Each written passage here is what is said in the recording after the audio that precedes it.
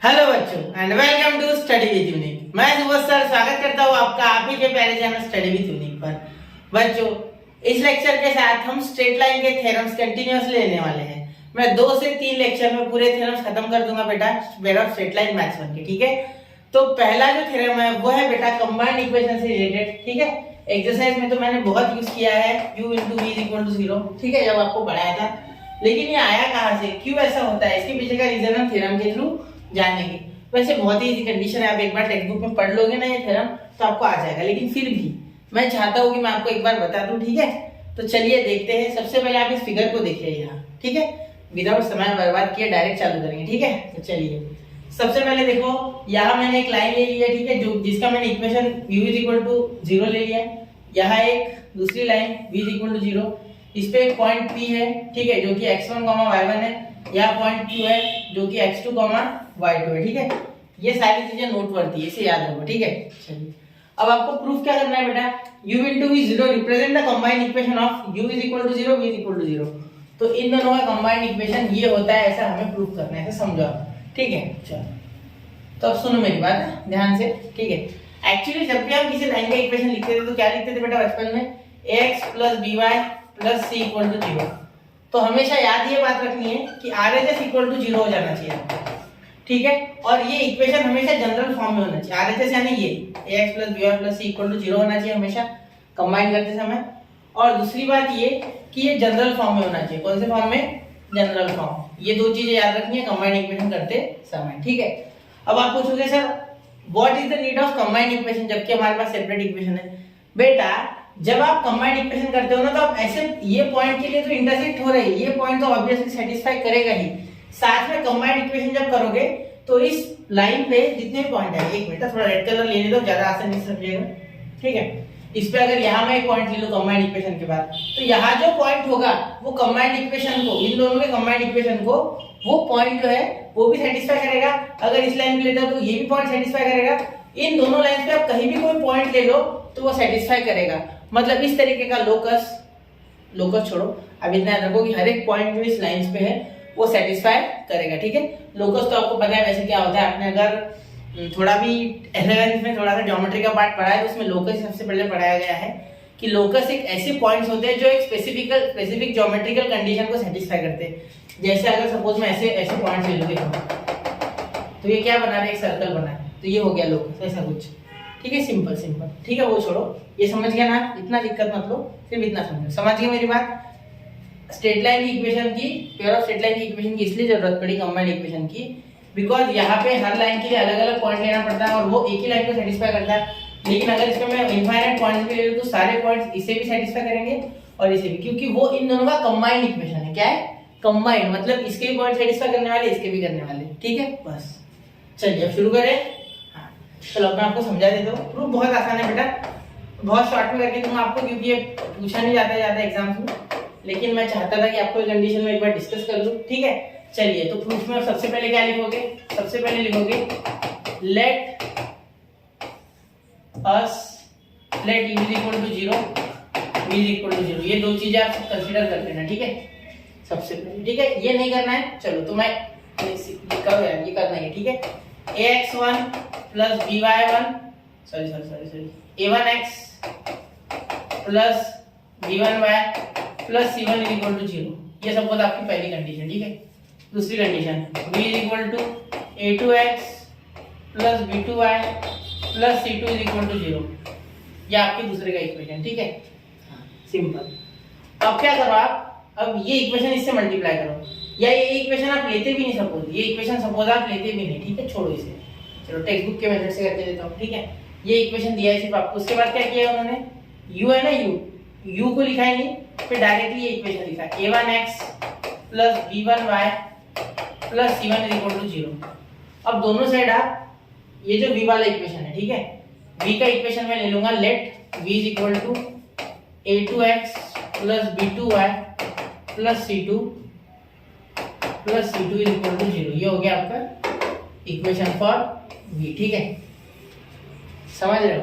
ठीक है, अब यहां मैं ये मल्टीप्लाई कर देता हूं फिलहाल के लिए, तो a1x + b1y ठीक है, ये याद रखना है कि A1 B1 है, XY चेंज नहीं हो रहे, ठीक है, प्लस C1 और यहाँ मल्टीप्लाइड बाय, इसे दोनों साइड मल्टीप्लाई कर दूंगा इससे, ये इससे, ठीक है। तो A2x plus B2y plus C2 is equal to 0, ये 0 है ना, into A2x plus B2y plus C2, ठीक है। अब ये यहाँ मल्टीप्लाई करेगा तो ऑब्वियस सी बात है 0 ही आएगा, ठीक है। यहाँ हो जाएगा बेटा A1x plus B1y plus C1 into A2x plus B2y plus C2 is equal to 0। अब बहुत से बच्चों को ये चीज हजम नहीं होती, ये मैं जानता हूँ, बहुत सौ को अभी भी नहीं समझा क्या बोला मैंने, और समझाया तो वो मानना नहीं चाहते, ठीक है। मैं जानता हूँ, मुझे भी स्टार्टिंग में हजम नहीं हुई थी, सही बात बोलो तो, ठीक है, लेकिन ये ऐसी है बेटा, ठीक है। लेकिन बताता हूँ, वापस एक बार कोशिश करता हूँ बताने की। क्या होता है, जनरली हम इसी फॉर्म में इक्वेशन को लिखते हैं, ये तो आप जानते हो, ये तो 10th स्टैंडर्ड से हम जानते हो, ठीक है। ऐसे कोई इक्वेशन होता है 3x plus 4y is equal to 7, तो मैं 7 को इधर अगर लेके आऊँ तो 3x plus 4y minus 7 is equal to 0, मतलब ये RHS इक्वल टू 0 तो आ गया ना अपने पास, ये देखो RHS इक्वल टू 0, ठीक है। तो यहाँ से यही तो मैंने यहाँ किया, ठीक है। अब अगर ये मैं इधर मल्टीप्लाई कर देता हूँ तो 0 से मल्टीप्लाई होकर 0 हो रहा है, बस इतना ही समझना है, ठीक है। अब इसमें दो कंडीशन दी है बेटा, ठीक है। इतना अगर आपको समझ गया है या नहीं समझा तो वापस एक बार मेरी बात सुनो, ठीक है, जो मैंने बोला थोड़ी देर पहले कि इसमें दो कंडीशन थी, ठीक है। पहली कंडीशन, ठीक है, पहली कंडीशन इतना बड़ा लिखेंगे क्या, नहीं, शॉर्टकट लिखेंगे, इसे लिखेंगे u, इसे लिखेंगे v इज इक्वल टू 0। ये हो गया आपका कंबाइंड इक्वेशन, क्या हो गया, कंबाइंड इक्वेशन। इसे कंबाइंड इक्वेशन भी कहते हैं, क्या दूसरा नाम है इसका, जॉइंट इक्वेशन, क्या कहते हैं, जॉइंट इक्वेशन, ठीक है। अब दूसरा सुनना है, सेकंड बात सुनना मेरी, इसे हम सेपरेट भी कर सकते हैं, इसका जो भी कंबाइंड इक्वेशन आएगा उसे सेपरेट भी किया जा सकता है। तो सेपरेट इक्वेशन करोगे तो क्या आएगा, ये तो आप जानते हो वैसे, ठीक है। इनका सेपरेट इक्वेशन है, सेपरेट इक्वेशन इसका हो जाएगा u is equal to 0 and v is equal to 0। तो ये आपको याद होनी चाहिए बेटा, ठीक है। चलिए इतना नोट कर लो, फिर मैं बढ़ता हूँ अगले थ्योरम की ओर, जो कि थोड़ा इंपॉर्टेंट है इससे, ठीक है।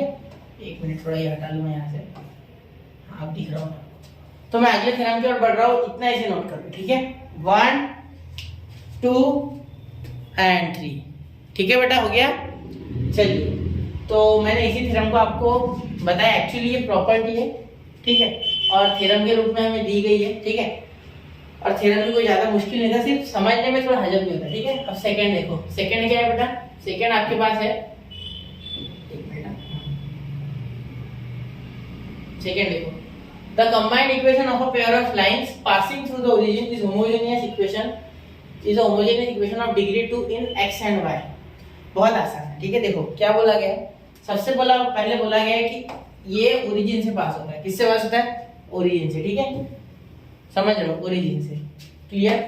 और इस थ्योरम को प्रूव करने के लिए हम बेस मानेंगे बेटा u into V is equal to 0, ठीक है। डायरेक्टली भी यूज कर सकता था मैं, ठीक है। आपको जनरली आपके कोचिंग स्कूल वगैरह में u into V is equal to 0 ये आपके टेक्स्ट बुक में दिया गया, वो इतने आसान तरीके से दिया गया कि आप समझ लोगे, ठीक है।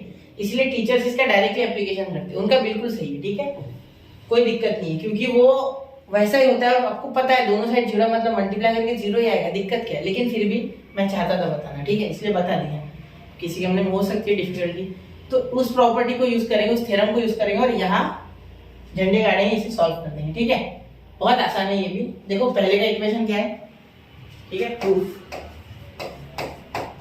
वहाँ L1 L2 लाइन वगैरह भी ले सकते थे, ठीक है। मैंने वो सब नहीं लिया, डायरेक्टली कर दिया, ठीक है, समझ रहे हो। तो यहाँ हम क्या बोल सकते हैं, लेट द रविवार 21 जनवरी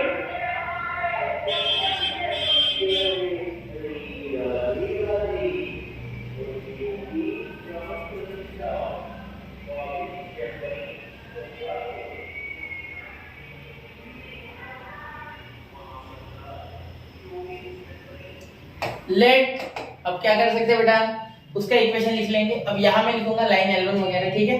लेट इक्वेशन ऑफ लाइन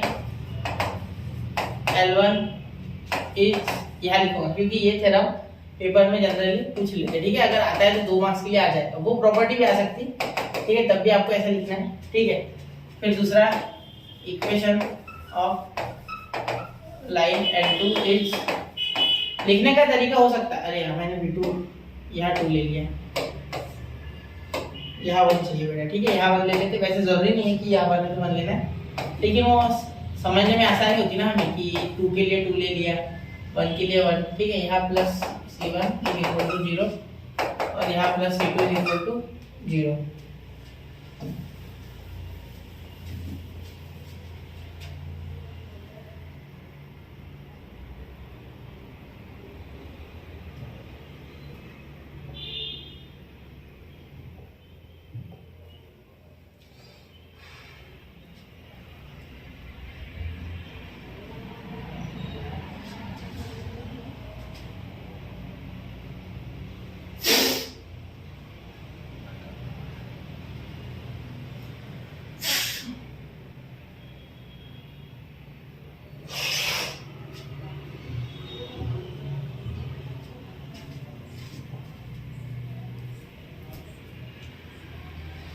तो नोट कर लिया बच्चों, चलिए तो अब हम बढ़ेंगे अगले थ्योरम पर, ठीक है। ये थ्योरम देखो, यहाँ क्या बोला गया था, combined equation of a pair of lines passing through the origin is homogeneous equation of degree 2 in x and y। अब होमोजेनियस इक्वेशन यानी क्या, पहले ये बता देता हूँ।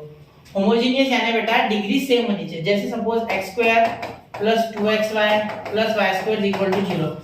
तो अब इसमें डिग्री देखो, x वेरिएबल के पास यहाँ 2 डिग्री है, यहाँ इनके पास एक तो मिला के इनका 2 और इसका स्क्वायर, ठीक। मतलब जो प्रोडक्ट में वेरिएबल होंगे उनकी भी डिग्री ऐड होगी। क्या सर इसकी डिग्री देखी जाएगी? नहीं बेटा, कांस्टेंट की डिग्री कंसीडर नहीं होती है, ठीक है। चलो अब अगर ऐसे लिखे x y z + a b c + p q r, क्या ये होमोजेनियस इक्वेशन है सर? ठीक है, तो मैं बोलूंगा हाँ। 1 1 1 डिग्री 3 हो गई, 1 1 1 डिग्री 3 हो गई, 1 1 1 डिग्री 3 हो गई, ठीक है। ऐसा कुछ आएगा नहीं, ये मैंने मन से लिखा, एकदम अजीबोगरीब। इसकी तो डिग्री सेम होगी तो हो गया होमोजेनियस इक्वेशन, बस इतना ही है। होमोजेनियस इक्वेशन में डिग्री यानी इंडेक्स यानी पावर, जो आप जनरली बोलते हो पावर वगैरह, तो वो सेम होना चाहिए, ठीक है। चलिए समझ गया, हाँ ठीक। अब सबसे पहले यहाँ हमें इक्वेशंस की बात करते हैं, ठीक है। पहला इक्वेशन ये ले लिया है मैंने, दूसरा ये ले लिया, ठीक है, मतलब टेक्स्ट बुक में। अब यहाँ सर जो इक्वेशन है आपका वो तो प्रूफ में लिखता हूँ, पहले प्रूफ में लिखता हूँ, ठीक है। Let equation of line L1, sir वहां तो आपने L1 वगैरह लिया नहीं बेटा, वो बहुत ही छोटा था और वो आपको समझने के लिए था, ठीक है। मैं शर्त लगा के बोल सकता हूँ कि वो एग्जाम में नहीं आने वाला प्रूफ करने के लिए। अगर आता भी है तो बहुत आसान है, आपको खुद भी आ जाएगा, इतना आसान है, ठीक है। तो वो तो सिर्फ मैं बताना चाहता था एक बार, ठीक है। तो यहाँ मैं अच्छे से लिख रहा हूँ, ठीक है, क्योंकि ये 2 मार्क्स के लिए आने की संभावना है, 2 से 3 मार्क्स के लिए, ठीक है। तो लाइन L1 इतना आसान आता नहीं है वैसे ऑफ लाइन L1, ठीक है। क्या है यह इक्वेशन? इज a1x + b1y = 0, ठीक है बेटा। तो ये आपका पहला इक्वेशन। दूसरा equation of line L2 is हो जाएगा a2x + b2y = 0। ये हो गया आपका दूसरा इक्वेशन। बेटा ये एक चीज का ध्यान देना है आपको कि मैंने यहाँ C1 और C2 को कांस्टेंट लिया नहीं, ना इसमें C2 ना इसमें C1। क्यों सर, ऐसे क्यों किया आपने, ये भेदभाव क्यों? बेटा जब भी ओरिजिन से पास होगा तब कांस्टेंट नहीं आएंगे, ठीक है। कांस्टेंट बाद 0 हो जाते हैं, ठीक है। ओरिजिन से पास हो रहा है इसलिए। अब इसके इतने डीप में जाने की आवश्यकता नहीं, सिर्फ आप इतना याद रखो कि कांस्टेंट ओरिजिन से जाते समय 0 हो जाते हैं, बस इतना याद रखो फिलहाल, ठीक है। क्योंकि वो इलैबोरेशन भी मैं आपको दे दूंगा अगर आप बोलोगे तो, लेकिन पहले इतना समझो, ठीक है। 0 क्यों होता है उसके पीछे एक्सप्लेनेशन बता दूंगा। 0, ठीक है, कांस्टेंट क्योंकि 0 से पास हो रहा है इसलिए कांस्टेंट क्या हो रहा है? 0। C1 C2 0 है, ठीक है। बिल्कुल कंबाइन करेंगे, कंबाइंड इक्वेशन लो इनका कंबाइंड। अब पिछले वाला जो सीखा हमने u * v = 0, वो आपका बेस यूज करेंगे, ठीक है। तो यहाँ we know that हमें क्या पता है? हमें पता है कि u * v = 0 होता है, ठीक है, फ्रॉम थ्योरम 1,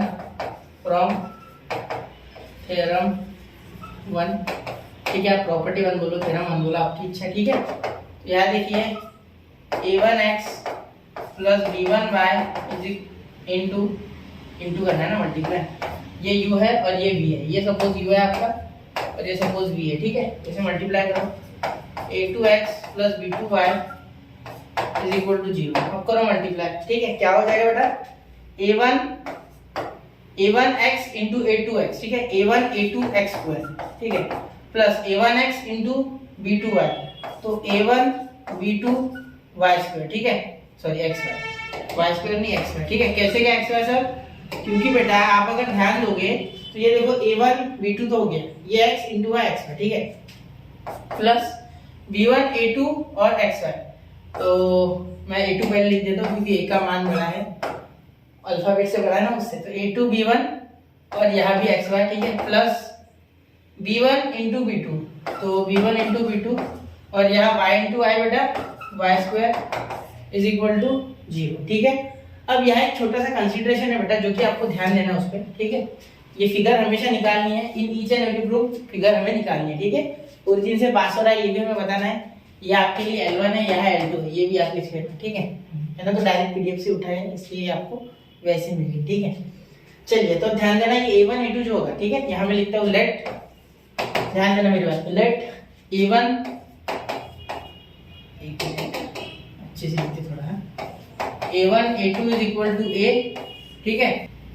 तो ये आ गया बेटा। अब यहाँ देखिए आप a1 b2 और a2 b1 ये दोनों का वादा है, इनका क्या करें? तो यहाँ देखो एक्स वाई आप कॉमन निकाल सकते हो, इनका टेंशन लेने की कोई आवश्यकता नहीं है, ठीक है। अगर आप एक्स वाई कॉमन लेते हो तो आपको ब्रैकेट में मिलेगा a1 b2 plus a2 b1, ठीक है। तो ये इन दोनों का जो एडिशन है उसको आप बोल दो 2h, क्या बोल दो 2h, ठीक है, क्योंकि तभी आप इसे प्रूव कर पाओगे वरना नहीं कर पाओगे, ठीक है।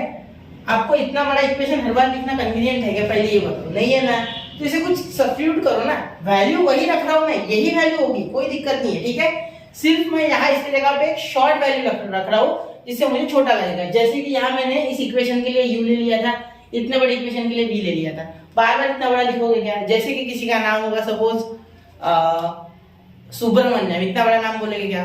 आप उसे शॉर्टकट में घर पे कुछ और नाम बोलोगे, बंटी बबली कुछ और, ठीक है। ऐसे छोटे मोटे नाम होते हैं ना, वैसे इसका छोटा नाम ऐसा समझ के चलो, ठीक है।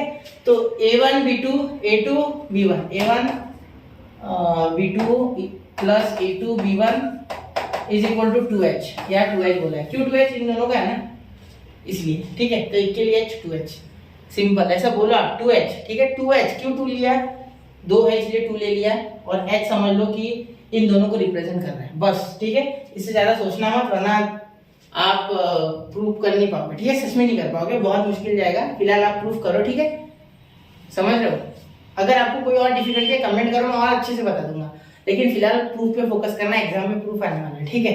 चलो अब आप बोलोगे सर आप कॉन्सेप्ट के पीछे भागने को बोलते हो खुद ही और अभी नहीं। कभी कभी क्या होता है बेटा, समय देख के हमें कुछ बदलाव करने पड़ते हैं, क्योंकि एग्जाम अभी बहुत पास है, तब हमें पढ़ने की आवश्यकता है, ठीक है। वो डाल दूंगा मैं, ऐसा कुछ नहीं है, अगर आप बोल दोगे तो 1-2-4 मिनट का ये, ठीक है, लेकिन फिलहाल ये कंप्लीट कर लेंगे, ठीक है। तो अब देखो यहाँ आपको मिल चुका है आपका इक्वेशन ax स्क्वायर प्लस इन दोनों का तो मैंने एडिशन ले लिया, तो 2hxy प्लस by स्क्वायर, ठीक है। तो ax square plus 2hxy plus by square is equal to 0 मिल गया है भाई आपको इक्वेशन, ठीक। कितना आसान हो गया, देखो डायरेक्ट से हो गया, सिर्फ हमें सब्स्टिट्यूट करना था इसे इसे इसे और इसे, हो गया खत्म, ठीक है। शॉर्टकट में आपका इक्वेशन आ गया, तो इसे जरा नोट कीजिए, ठीक है। और यहाँ आपका दूसरा combined equation homogeneous, combined homogeneous equation of degree 2, ठीक है, when the lines are passing from the origin, ठीक है। यहाँ दोनों के जो कांस्टेंट थे प्लस c1 जो आता है इसमें प्लस c1, यहाँ भी प्लस c2, वो 0 आ गए, वो थे ही नहीं यहाँ, वो प्रेजेंट नहीं थे, ठीक है, समझ गए, क्लियर। तो ये हो गया आपका equation ax square plus 2hxy plus by square equal to 0, ये कंबाइंड इक्वेशन आपके पास आ चुका है, ठीक है। अब बेटा यहाँ है ना, आपको इस पे ध्यान देना है कि ये सब्स्टिट्यूशन में गलती नहीं करना है, ठीक है। और यहाँ c1 गलती से ले नहीं लेना है, क्योंकि ओरिजिन से पास होते समय जो कांस्टेंट्स है वो 0 हो जाएंगे, ठीक है, इतना याद रखना, ठीक है। इसका बहुत यूज करने वाले हैं हम, ठीक है। इसमें और एक आएगा होमोजेनियस इक्वेशन ऑफ डिग्री 2, ठीक है, not passing from the origin, ये पासिंग फ्रॉम द ओरिजिन था, इसका और एक टाइप है not passing from the origin, ठीक है। इसके बाद हम देखेंगे एंगल बिटवीन टू लाइंस, तो वो हम अगले लेक्चर में कवर करेंगे। अभी ये 2 थ्योरम्स आप अच्छे से कर लो, ठीक है, नोट कीजिए इसे 1, 2 एंड 3, ठीक है बेटा। अब देखो ये थ्योरम दिखने में आसान है लेकिन बहुत ही इंपॉर्टेंट है, ये स्ट्रेट लाइन शुरू ही यहाँ से होती है, actually pair of straight line, ठीक है। तो यही से शुरू होने वाला है, तो इन थ्योरम्स को अच्छे से पढ़ो, और कोई डिफिकल्टीज है कमेंट सेक्शन खुला है, कमेंट करते रहो, मैं बताते रहूंगा पूरे क्वेश्चंस, आपके हर एक क्वेश्चन का जवाब देना मेरी तरफ, ठीक है। चलिए, और इसमें भी कुछ डिफिकल्टी अगर आपको लगता है कि और अच्छे से कुछ मुझे बताना चाहिए था, वो छूट गया है, तो वो भी आप बताओ, ठीक है, वो भी मैं कर दूंगा। तो पढ़ते रहे बच्चों, और आगे बढ़ते रहे और थ्योरम्स कंटिन्यूअसली करते रहे। वेक्टर के कर रहे हो, ठीक है, वेक्टर के करना है आपको, और ऐसी थ्योरम सीरीज अभी चालू रहेगी, कंटिन्यूअसली मैं थ्योरम देते रहूंगा आपको, ठीक है। तो पढ़ते रहे, आगे बढ़ते रहे। जय हिंद, जय भारत।